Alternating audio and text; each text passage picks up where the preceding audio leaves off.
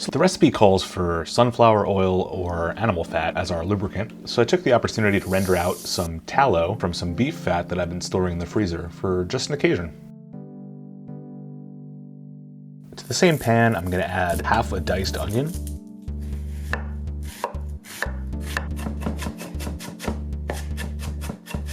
and let's sweat that out until it becomes translucent, as always.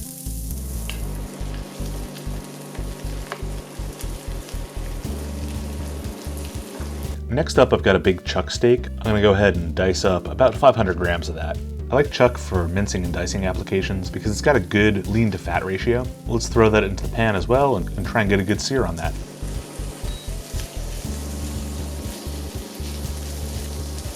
Next, I'm gonna dice up a green bell pepper.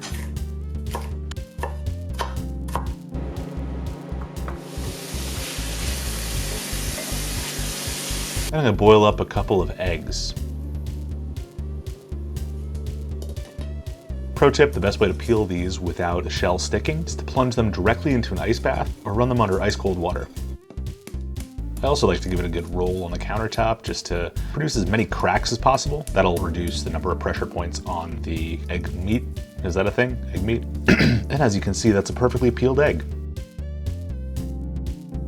Now, I don't normally hard boil eggs. I'm more the soft boil kind of guy, so forgive my gooey yolks. But that won't really matter because we're gonna dice these up and throw them right into our pan where they'll cook a little bit longer. Let's season with a little bit of salt and some fresh black pepper, as well as some chili powder. I'm using Kashmiri chili powder to get that extra smokiness, but if you're using something like cayenne, go ahead and add some paprika as well. Next up, I've got some Spanish olives. These ones are a product of Italy. I'm gonna go ahead and mince those up and toss those in as well. Give it all a good mix, make sure nothing's sticking to the bottom of the pan. Toss an olive out for your fallen homies. And I'm gonna add a little bit of oregano, as well as some chopped up fresh parsley.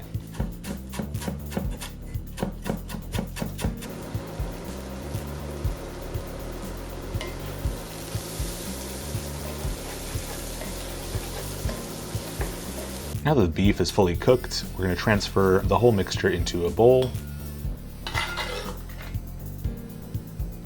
Cover it up with plastic wrap and throw it in the fridge until it all cools down to a manageable temperature. In the meantime, let's make the dough. I've got 500 grams of all-purpose flour. I'm going to throw in a couple teaspoons of salt, a teaspoon of baking soda. Mix that all in. Then we're going to add 25 grams of that tallow from before. Now, little by little, we're going to add a little bit of water and mix it all up until a dough forms. It's looking kind of shaggy at this point, but keep going and it'll come together. If it's still looking dry, then we can always add a little bit more water. And that should be about enough.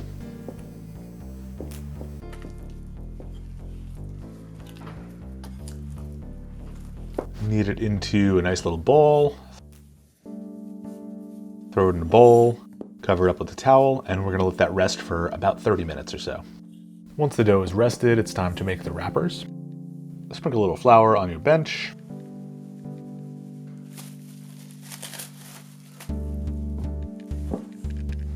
Press the dough ball on out.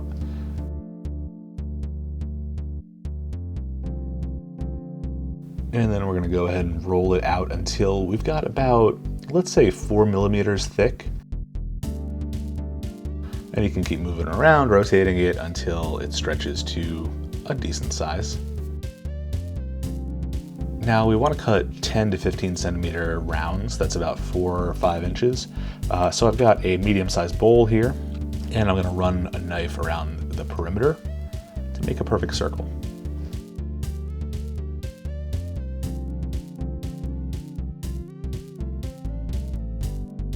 Now I could only fit about 4 on this sheet, but with that excess, I'm going to go ahead and form another ball of dough, and we can probably get another couple out of there.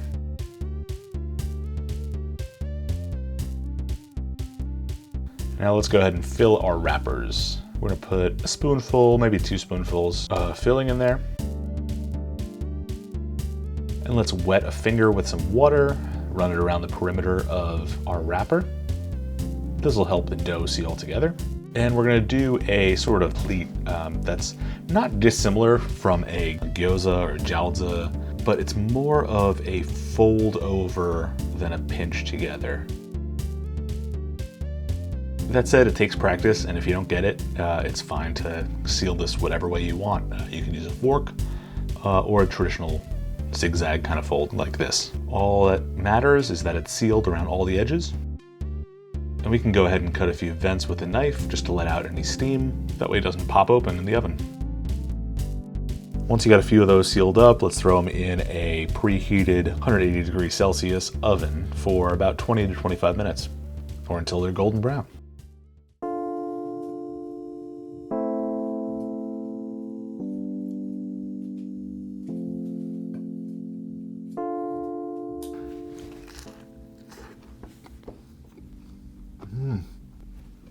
I thought it was gonna be like beef stew inside of a empanada, but the vegetables really pop in this. You get a lot of the bell pepper as well as the parsley and olives. Really brightens things up, especially with all that lard that's in there. Overall, a really solid empanada. So I've got the full recipe link below, and over here there's a video for a different type of dumpling. So check that out. See you next time. Cheers.